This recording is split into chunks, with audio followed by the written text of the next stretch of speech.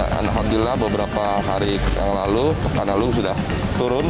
Kita sudah masuk zona hijau, tinggal 3 RT. Mudah-mudahan dalam waktu dekat kita bisa kembali orange dan nanti kita bisa sampai Jogja.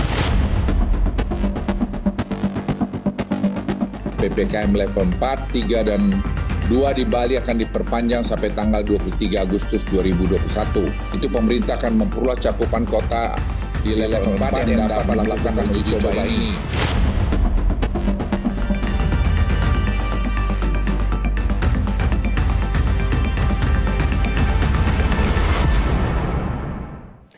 Pemirsa, angka kasus aktif dan positivity rate di DKI Jakarta terus menunjukkan penurunan sejak awal Agustus tahun 2021. Kita akan lihat seperti apa datanya sudah kami siapkan di sini. Sejak awal Agustus tahun ini, pemirsa, jika pada tanggal 1 Agustus yang lalu kasus aktif kita mencapai 15.884 kasus, pada tanggal 17 Agustus kemarin, kasus aktif tersisa 8.916 kasus. Kemudian kita akan lihat positivity rate-nya atau rasio kasus positif di DKI Jakarta pada 1 Agustus sempat menyentuh angka 22,2%. Namun pada 17 Agustus sudah menyentuh angka di bawah 10%. Nah, tentu PR selanjutnya adalah bagaimana menurunkan rasio kasus positif hingga mencapai 5% sesuai dengan standar WHO. Indikator berikutnya adalah angka keterisian tempat tidur di rumah sakit rujukan COVID-19 atau BOR. Nah, BOR DKI Jakarta kini sudah di angka 20-an%. Hari ini Wakil Gubernur DKI Jakarta menyatakan bahwa BOR di DKI Jakarta turun lagi menjadi 25%. Nah, kita ingat pada pertengahan Juni lalu BOR di DKI Jakarta pernah loh mencapai 90% lebih. Persentase keterisian tempat tidur di ICU sekarang juga sudah semakin turun menjadi 49% per hari ini. Hal yang sama juga terlihat pada tingkat keterisian tempat tidur di Rumah Sakit Darurat Wisma Atlet Kemayoran Jakarta. Yang pada hari ini pemirsa hanya merawat 1.389 pasien atau 17% dari total kapasitas tempat tidur yang tersedia di Rumah Sakit Darurat Wisma Atlet. Satgas Penanganan COVID-19 di slide selanjutnya juga kita lihat telah memperbarui data daerah yang masuk wilayah zona merah risiko COVID-19. Mengutip dari situs covid19.go.id, total zona merah per 15 Agustus sudah berkurang menjadi 131 daerah yang sebelumnya ada 201 daerah kabupaten kota dan wilayah DKI Jakarta, kemudian Banten, serta Jawa Barat telah keluar dari zona merah dan kini menjadi zona oranye atau zona dengan risiko sedang penularan COVID-19. Mayoritas zona merah yang ada di wilayah Jawa Tengah dan Jawa Timur serta juga di luar Pulau Jawa. Yang terakhir pemirsa, kita akan lihat angka vaksinasi di DKI Jakarta. Data per 18 Agustus hari ini dosis pertama sudah mencapai 9.388.000 lebih atau persentasenya sudah mencapai 111,83%, sudah lebih dari target yang ada. Sedangkan dosis kedua sudah sebanyak 4,6 juta lebih atau 55%. Namun menariknya, menurut Wakil Gubernur DKI Jakarta Ahmad Riza Patria, 40% dari 9 juta lebih warga yang sudah divaksinasi di DKI bukanlah warga Jakarta. Kita ikuti dulu pernyataan selengkapnya. Kita sudah lebih dari target 8,8 juta. Namun demikian kami, Pemprov meningkatkan lagi target menjadi 11 juta. Insya Allah dalam beberapa pekan ke depan kita akan lampaui 11 juta vaksin bagi warga Jakarta dan sekitarnya. Perlu kami sampaikan tidak kurang dari 40% itu yang divaksin itu selama ini di Jakarta itu warga non-DKI, warga yang ber-KTP non-DKI. Kami melayani semua masyarakat warga di tidak membedakan latar belakang profesi, adat, agama. Pemirsa, meskipun vaksinasi di DKI Jakarta sudah terbilang tinggi, tapi jika disandingkan dengan wilayah aglomerasi, Kota Bekasi misalnya, baru 29,8% dari target provinsi atau sebanyak 601.470 vaksin. Di Kota Bogor juga baru 48,7%, sementara di Kota Depok baru 21,66%, di Kabupaten Bogor juga baru 15,6%. Padahal kita tahu warga di Jakarta isinya bukan hanya warga Jakarta tapi juga banyak dari warga aglomerasi yang beraktivitas di DKI Jakarta. Kita akan bahas soal nasib PPKM di Jakarta berikutnya. Sekarang semua indikator sudah menunjukkan perbaikan nih Pak Anies. Bahkan Wakil Gubernur Anda mengatakan DKI Jakarta sudah masuk zona hijau COVID-19. Dari situ dulu Pak, benar tidak sih Jakarta sekarang sudah zona hijau?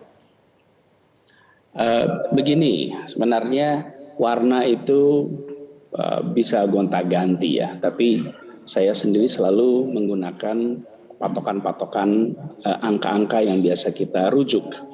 Jadi tadi sudah Anda tunjukkan juga positivity rate di Jakarta, Anda tunjukkan active case. Kalau boleh saya tunjukkan lagi untuk menggambarkan. Jadi saya tunjukkan di sini. Ini kalau kita lihat di slide ini, saya akan tunjukkan kasus aktif di Jakarta. Kasus aktif adalah orang yang terpapar COVID. Ya. Ini dari gambar ini terlihat bahwa Jakarta hari ini itu sudah turun secara sangat signifikan. Kita merasakan naik ini sangat pesat. Kemudian puncaknya tanggal 16 Juli. Nah ini bentuknya seperti ini. Ini menggambarkan testingnya cepat, tracingnya cepat. Karena ketahuan cepat, maka terlihat naiknya sangat curam. Ini beda kalau Anda lihat grafik yang naiknya seperti gunung. Kalau seperti gunung itu lambat. Lambat itu kadang-kadang karena testingnya sedikit, tracingnya sedikit, maka kelihatannya seperti naiknya merambat. Jakarta alhamdulillah dengan testing yang sangat tinggi, tracing yang sangat cepat, ketahuan cepat, muncul awal. Nah ini kemudian diikuti dengan ketertiban masyarakat untuk mengikuti anjuran untuk berada di rumah. Apa efeknya? Ketika mereka mengikuti, maka kasus barunya berkurang. Kasus baru berkurang, maka kasus aktifnya turun ini. Ini kalau masyarakat tidak mentaati, maka ketika sampai di atas ini, dia mungkin grafiknya akan lurus terus ke kanan nih. Nggak turun-turun. Kenapa? Karena masyarakatnya terus berkegiatan penularan. Nah, sekarang kita berada di sini, ini menunjukkan bahwa kondisinya sudah jauh lebih baik. Dan yang tadi Anda sebutkan, positivity rate kita, memang benar positivity rate kita itu sekarang ini saya tunjukkan gambarnya, sekarang berada di kisaran 7%. Ya, nah kita pernah berada di 41%. Jadi saya ingin sampaikan kepada seluruh masyarakat, alhamdulillah kerja kolektif kita, ya masyarakat yang mengurangi mobilitas, aparat yang menjaga untuk membatasi mobilitas, TNI, polisi, Satpol PP, kemudian testing yang tinggi, tracing yang tinggi, dan isolasi terpadu yang dilakukan secara masif. Baik, ini semua membuat ini turun. Nah, tapi jangan lengah. Jangan buru-buru. Jangan lengah, betul. Itu kata kuncinya Pak Anies. Kalau kita lihat di grafik, memang itu sudah landai Pak, sudah turun drastis dari puncak. Tapi kan kita sering mendengar ya Pak, harus flattening the curve. Yang kita perlukan adalah curve yang lebih flat lagi secara konsisten. Bagaimana Pak supaya kita bisa lebih konsisten, turun kasusnya, dan sampai ke 5% Pak, sesuai dengan standar WHO? Nah, nih ini yang ingin saya tunjukkan nih, kalau flattening the curve. Apa yang terjadi? Ini yang namanya reproduction rate. Jadi bagaimana kasus COVID ini mengalami reproduksi. Kalau angkanya itu 2 misalnya, jadi kalau dari 100 kasus jadi 200. Kalau angkanya 1,5 dari 100 menjadi 150. Kalau angkanya 1, itu artinya dari 100 jadi 100. Kalau angkanya 0,5 dari 100 jadi 50. Nah selama 2 minggu ini, di Jakarta ini angkanya 1 terus. Kita sudah berhasil sampai sekitar 1. Artinya apa? Kalau seperti ini, ini artinya kita sudah flat, sudah merata, tapi belum turun. Padahal kita perlu menurunkan di bawah 1. Sehingga kalau sekarang ada 100 kasus, misalnya ini 0,9, besok tinggal 91. Kalau kemudian 0,9 lagi, nanti turun jadi 82. 0,9 lagi, jadi kemudian turun lagi menjadi 70-an. Jadi kita berharap ini akan turun terus. Nah, caranya bagaimana? Caranya satu, dengan kita tetap menjaga protokol kesehatan, membatasi mobilitas sampai jumlah kasusnya benar-benar sedikit. Sekarang ini tadi juga Anda sudah bahas kasus aktif di Jakarta itu sekarang ini sekitar 9 ribuan per hari ini. Ya. Nah, kita harus kurangi terus sampai sangat rendah di bawah 5% dari testing kita. Kalau itu sudah terjadi, kita lebih leluasa. Tapi ada kabar baik juga, Zilvia, yang tadi Anda sebut soal vaksinasi. Ini yang harus kita tuntaskan. Persis tadi yang disampaikan oleh Pak Wagub, bahwa kami di Jakarta melakukan vaksinasi pada 4 kelompok. Kelompok pertama adalah warga ber-KTP Jakarta. Kelompok kedua adalah tinggal di Jakarta tapi KTP-nya bukan Jakarta. Banyak orang yang tinggal di sini. Kemudian yang ketiga, bekerja di Jakarta dari luar. Yang keempat, belajar di Jakarta tapi orang luar. Nah, empat kelompok ini kami berikan vaksinasi tanpa membedakan karena mereka semua toh berinteraksi di kota ini. Nah, sekarang kita harus tuntaskan yang kelompok pertama. Ber-KTP Jakarta. Itu adalah mereka yang memang ber-KTP Jakarta, tinggal di Jakarta, tapi belum mendapatkan vaksinasi. Jadi ini yang sekarang kita harus tuntaskan. Nanti kalau ini kita tuntaskan, insya Allah kita akan punya kondisi kota yang lebih terkendali. Pak Gubernur, saya ingin memperjelas dulu. Jadi sebetulnya pendataan yang sudah ada sekarang, Pak, jumlah vaksinasi di DKI Jakarta dosis 1 sudah 9 juta lebih, itu pendataannya berdasarkan apa, Pak? Berdasarkan yang ber-KTP di Jakarta atau 4 kelompok yang tadi Bapak sebutkan tadi digabung semuanya? Semuanya. Jadi kami memvaksin mereka yang berkegiatan di Jakarta, baik warga ber-KTP Jakarta ataupun yang tidak ber-KTP Jakarta. Jadi karena boleh misalnya dicek aja kalau di studio nih, tanyain yang pegang kamera yang benar itu, berapa banyak yang mereka ber-KTP luar Jakarta. Saya rasa akan porsinya cukup tinggi. Nah, kami tidak ingin pemberian vaksin itu hanya berdasarkan administrasi tapi tidak menyelesaikan masalah. Kan vaksin ini untuk melindungi kita semua yang berkegiatan bersama. Faktanya mereka berkegiatan di Jakarta. Jadi kami berikan vaksin itu. Baik, Pak Anies, tadi Anda mengatakan bahwa supaya kita bisa menurunkan positivity rate sampai 5%, kuncinya adalah membatasi mobilitas, Pak. Tapi ketika semua indikator di Jakarta sudah menunjukkan perbaikan, sudah mulai Pak banyak suara yang menginginkan banyak pelonggaran aktivitas di DKI Jakarta. Kalau sudah bagus nih indikatornya, ayo dong kita lebih longgar lagi. Apakah mungkin itu akan diwujudkan dalam waktu dekat? Boleh dijawab nanti, Pak Anies. Kami harus jeda terlebih dahulu, pemirsa. Prime Talk akan kembali sesaat lagi. Nanti kembali bersama kami di Prime Talk, pemirsa, masih bersama Gubernur DKI Jakarta Anies Baswedan. Pak Anies, kalau dilihat dari sejumlah indikator kesehatan masyarakat yang harus dipenuhi, sebetulnya DKI Jakarta sudah layak atau tidak, Pak, untuk turun level PPKM dari yang ketat menjadi lebih longgar? Ya, begini. Jadi penentuan tentang level itu bukan selera, bukan pakai rasa, tapi pakai indikator-indikator. Nah, alhamdulillah indikator-indikator di Jakarta ini menunjukkan perbaikan yang tadi kita sudah sama-sama lihat. Angka-angkanya menunjukkan positivity rate kita menjadi lebih bagus, vaksinasinya lebih bagus. Kemudian juga kalau kita lihat tingkat kematian, karena Jakarta dari awal pandemi selalu transparan, sampaikan apa adanya, termasuk kematian. Bahkan data kematian itu kami laporkan 2. Kematian menurut laporan rumah sakit, dan kematian dari jumlah pemakaman mengikuti protokol COVID. Jadi kami selalu transparan apa adanya. Nah, kemudian ketika bicara tentang penurunan status, salah satu hal yang masih kemarin dianggap di Jakarta itu belum mencapai target adalah tingkat keterisian kamar rumah sakit. Nah, di tingkat keterisian kamar rumah sakit kita, alhamdulillah sekarang sudah 25%. Jadi dengan sudah 25% ini harapannya kita sudah bisa masuk di dalam kategori yang lebih rendah. Kenapa kemarin itu masih belum bisa masuk?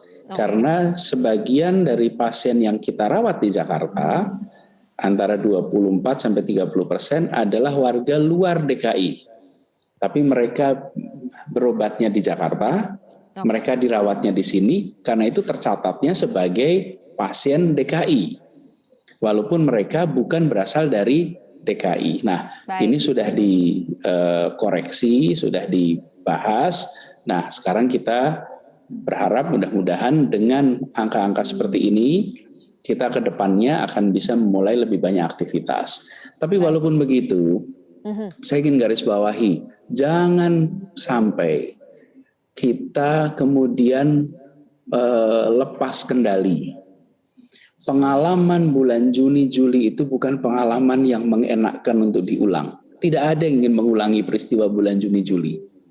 Jadi kita harus berhati-hati, satu dengan varian baru, karena ini ada varian-varian baru. Yang kedua, kita harus hati-hati dengan adanya kebebasan beraktivitas yang potensi penularan itu tinggi. Tapi saya ingin garis bawahi, kuncinya apa untuk ke depan? Kuncinya sebenarnya ada pada vaksin. Vaksinasi ini dari data kita terbukti bahwa membuat seseorang yang kalaupun terpapar COVID, gejalanya ringan atau bahkan tidak ada gejala. Sehingga mereka tidak harus dirawat di rumah sakit. Jadi kalau ke depan, kalau kita ingin Jakarta aman, maka arahnya adalah semuanya harus tervaksinasi. Orang yang berkegiatan di Jakarta harus tervaksinasi. Jadi orang yang keluar masuk Jakarta ini harus tervaksinasi. Kemudian kalaupun sampai mereka terpapar, maka mereka tidak harus dirawat karena gejalanya ringan. Nah, itu yang kita kejar. Singkat saja Pak Anies, terakhir ngomong-ngomong soal vaksinasi. Tadi kan Anda sudah katakan, Jakarta isinya bukan hanya warga Jakarta, tapi banyak dari wilayah aglomerasi yang bekerja beraktivitas di Jakarta. Sementara gap vaksinasi antara Jakarta dengan wilayah aglomerasi ini cukup jauh, Pak. Bagaimana Pak kita bisa menjaga yang ada di Jakarta untuk tetap sehat, sementara gap vaksinasi antar wilayah ini berbeda? Sebenarnya yang bergerak ke Jakarta itu yang saya rasa sudah mengikuti vaksinasi. Jadi kalau Anda tadi lihat di beberapa kabupaten kota, tetangga kami, itu ada persentase, saya yakin yang sudah mengikuti vaksinasi adalah mereka yang mobilitasnya memang lintas wilayah. Karena mereka tahu untuk berkegiatan di Jakarta harus sudah tervaksin.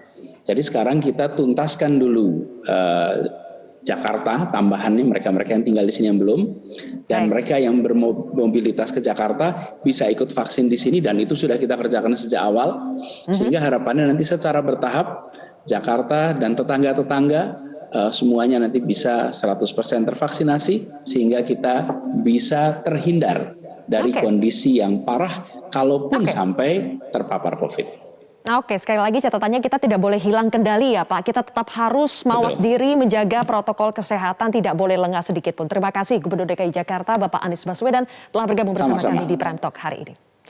Pemirsa, kami masih akan melanjutkan pertanyaan tentang apakah DKI Jakarta sudah layak untuk menerapkan PPKM dengan level yang lebih rendah atau lebih longgar, bersama dengan narasumber lainnya sesaat lagi. Pemirsa, apakah DKI Jakarta sudah layak memasuki PPKM dengan level pembatasan yang lebih longgar? Dan apakah DKI sudah siap untuk menginjak gas pemulihan ekonomi? Saya akan membahasnya bersama dengan 3 orang narasumber. Ada Ketua Bidang Komunikasi Publik Satgas COVID-19, Heri Trianto, kemudian Ketua PHRI DKI Jakarta, ada Pak Sutrisno Iwantono, dan juga epidemiolog Universitas Indonesia Tri Yudis Miko Wahyono. Selamat malam, Mas Heri, Pak Miko, dan juga Pak Iwan. Malam, salam sehat Mbak Sylvia. Salam sehat untuk kita semua. Saya ke Mas Heri terlebih dahulu. Mas Heri, kalau dari sejumlah indikator kesehatan DKI Jakarta semakin menunjukkan perbaikan. Tapi apakah itu berarti DKI Jakarta sudah siap memasuki status PPKM yang lebih longgar dari yang ada sekarang? Ya Mbak, pertama kita harus mengapresiasi apa yang terjadi di DKI. Ini perbaikannya paling signifikan ya dibandingkan daerah-daerah di Jawa dan Bali. Tetapi memang hingga minggu ini wilayah Jabodetabek masih pada level PPKM level 4 dengan sejumlah uji coba ya, pelonggaran, misalnya uji coba untuk tempat makan, kemudian tempat pusat perbelanjaan yang mulai bisa dikunjungi, tentu saja dengan protokol kesehatan yang ketat.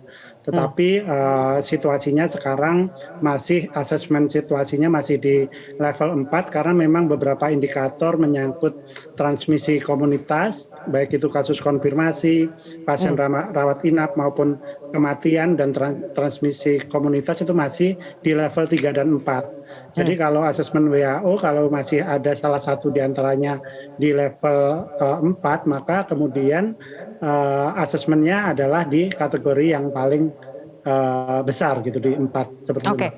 Jadi salah satu saja dari indikator itu tidak terpenuhi atau masih di level paling tertinggi level 4 itu berarti masih belum bisa turun level. Betul. Jadi kalau salah satu dari sub indikator itu mendapatkan nilai 4, maka kelompok indikator tersebut akan menjadi kategori 4. Itu memang asesmen yang dilakukan WHO dan kita adopsi saat ini. Kalau menurut Pak Miko, sebetulnya kontribusi atau faktor apa sih yang paling kontributif sehingga menyebabkan indikator kesehatan di DKI Jakarta semakin menunjukkan perbaikan?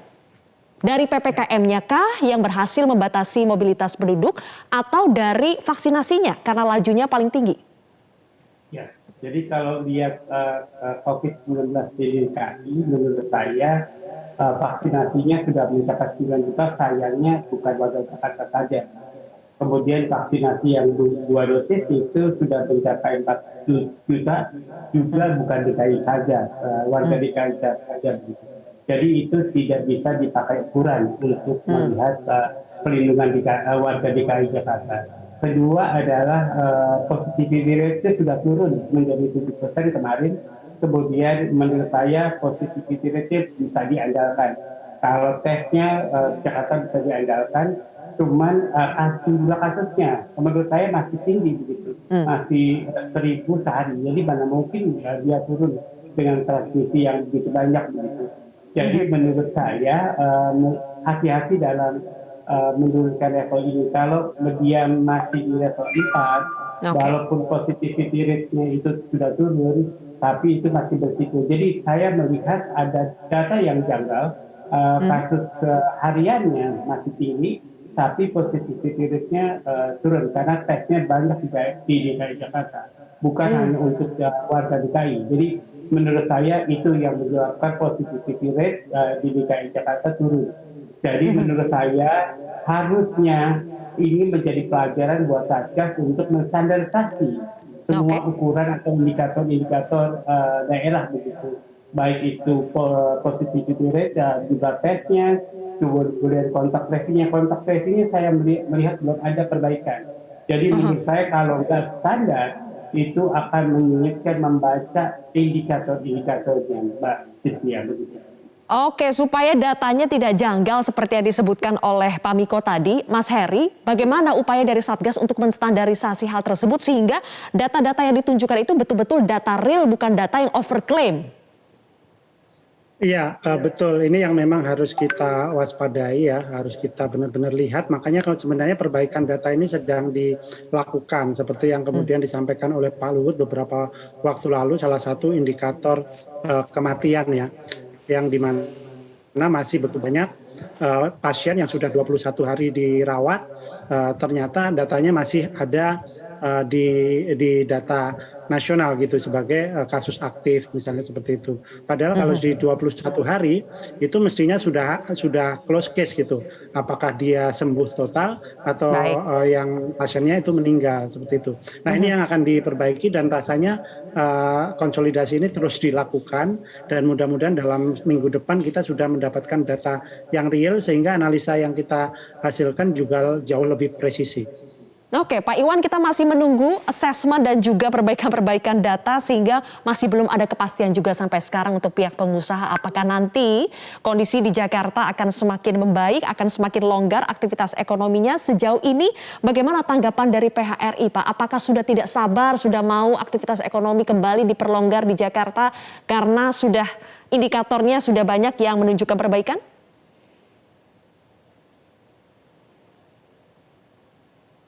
Ya.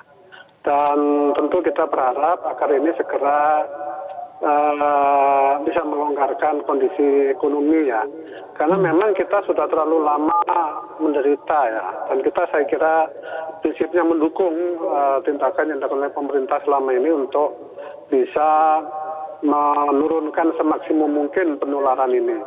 Dan oleh karena itulah kita seluruh pelaku usaha juga terus sejak awal berupaya keras untuk memenuhi standar protokol kesehatan yang bagus ya. Sebab itu merupakan kunci bagi kita semua untuk bisa segera bangkit dari kondisi yang terpuruk ini. Jadi kita sangat berharap agar dalam waktu dekat ini kondisi Jakarta segera lebih longgar, dan tentu kita mengajak kepada seluruh stakeholder, baik pemerintah, baik pelaku usaha maupun masyarakat secara umum untuk tetap disiplin menjalankan protokol kesehatan supaya kita tidak terus-menerus dilakukan pembatasan-pembatasan yang merugikan kita semua. Oke, Pak Iwan, kan sebetulnya di masa PPKM level 4 sekarang pun sudah banyak dilakukan uji coba, sudah adalah pelonggaran-pelonggaran yang diberikan kepada pihak pengusaha, terutama yang di mal begitu ya. Apakah itu masih belum cukup juga? Apakah memang harus ada perubahan status, tidak hanya sekedar namanya tapi masih ketat, tapi memang betul-betul harus ada perubahan status yang lebih sehingga lebih ada kepastian untuk pihak pengusaha untuk bisa lebih melanjutkan kegiatan ekonominya? Boleh dijawab nanti Pak Iwan, kita harus jeda terlebih dahulu. Pemirsa, Prime Talk akan kembali sesaat lagi. Anda kembali bersama kami di Prime Talk, pemirsa, masih bersama dengan 3 narasumber. Saya kembali ke Pak Iwan dari PHRI di DKI Jakarta. Pak Iwan, sebetulnya meskipun DKI Jakarta masih berstatus PPKM level 4, tapi kan sejumlah pelonggaran sudah mulai dilakukan. Apakah itu masih belum cukup, Pak? Apakah memang perlu ada perubahan status yang menyeluruh sehingga gerak pengusaha ini bisa lebih leluasa lagi? Ya, kita terima kasih dengan pelonggaran-pelonggaran itu.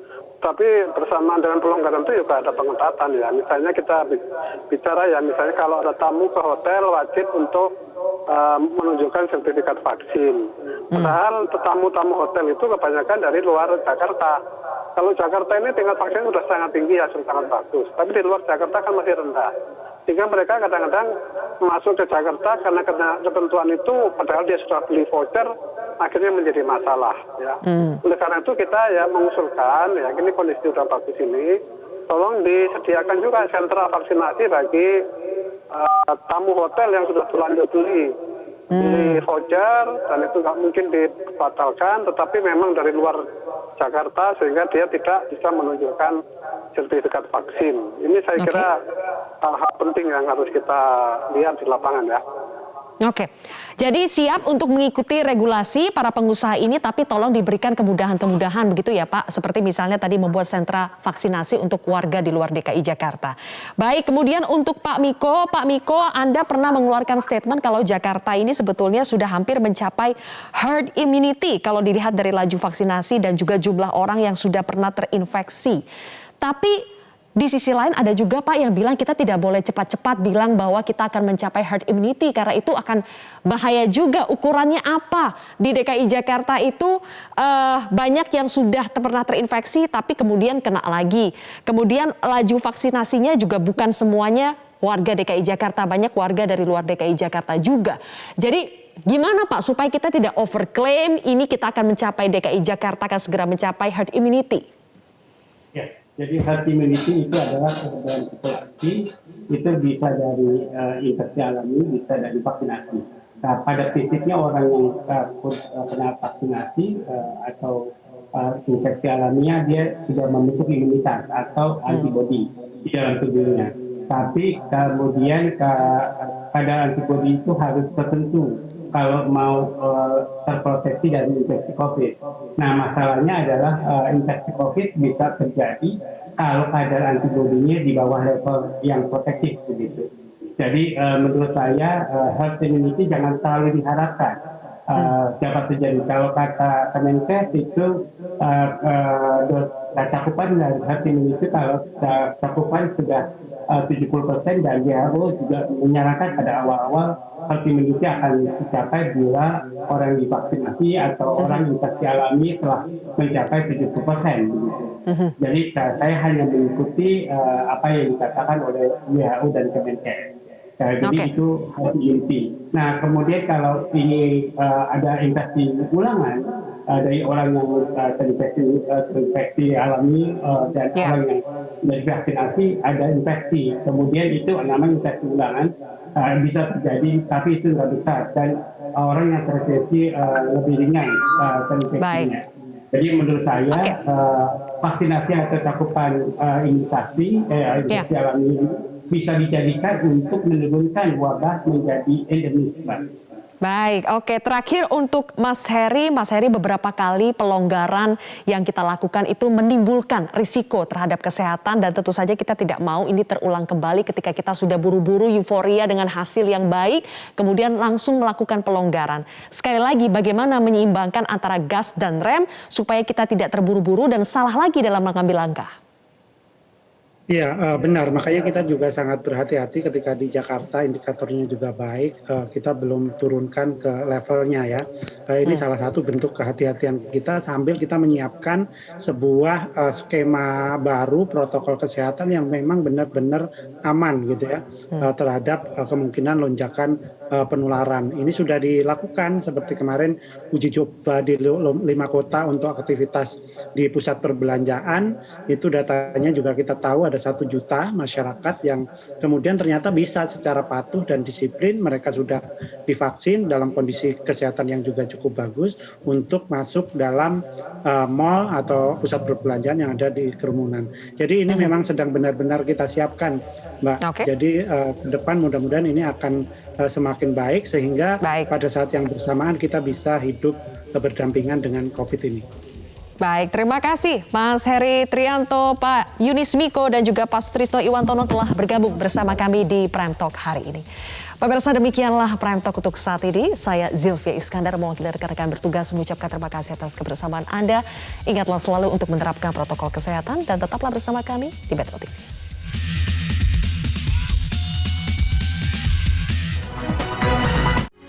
Metro TV,